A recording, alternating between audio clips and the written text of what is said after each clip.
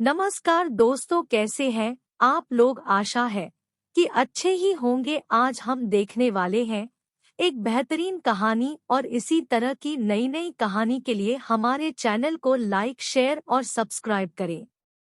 तो चलिए शुरू करते हैं आज की कहानी, जिसका नाम है नदी में एक नाविक कुछ लोगों को नदी पर करवा रहा था। इन सवारी में एक साधु भी बैठा हुआ था। सब कुछ ठीक चल रहा था कि अचानक नदी में कुछ लहरें उठने लगी। तब नाविक ने कहा कि तैयार हो जाओ, क्योंकि शायद नाव डूबने वाली है। जिसको जिसको तैरना आता है अच्छी बात है, वरना बाकी के लोग प्रार्थना करो।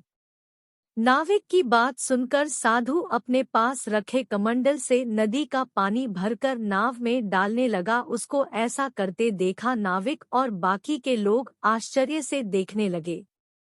कुछ देर बाद ही नदी की लहरें शांत हो गई और नाविक ने कहा, भगवान की इच्छा से अब हम सब बस जाएंगे, किसी को डरने की जरूरत नहीं है। यह बात सुनते ही साधु ने कमंडल से डाला हुआ पानी नाव से निकालकर वापस नदी में फेंक दिया।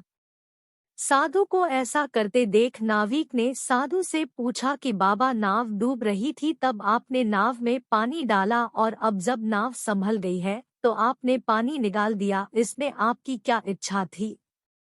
साधु ने मुस्कुराते हुए कहा कि मेरी कोई भी इच्छा नहीं है। जब नाव डूबने लगा रही थी तब नाव को डुबाने में ही भगवान की इच्छा है। यह सोचकर मैं उनके काम में हाथ बटाने के लिए 5 कमंडल भर के पानी डाल दिया, और जब नाव बच गई तब उनकी इच्छा नाव को बचाने में है। यह समझकर मैंने अपनी इच्छा उनकी इच्छा से मिला दी और नाव से पानी निकाल दिया। साधु की कोई इच्छा नहीं होती, भगवान की इच्छा ही उनकी इच्छा होती है।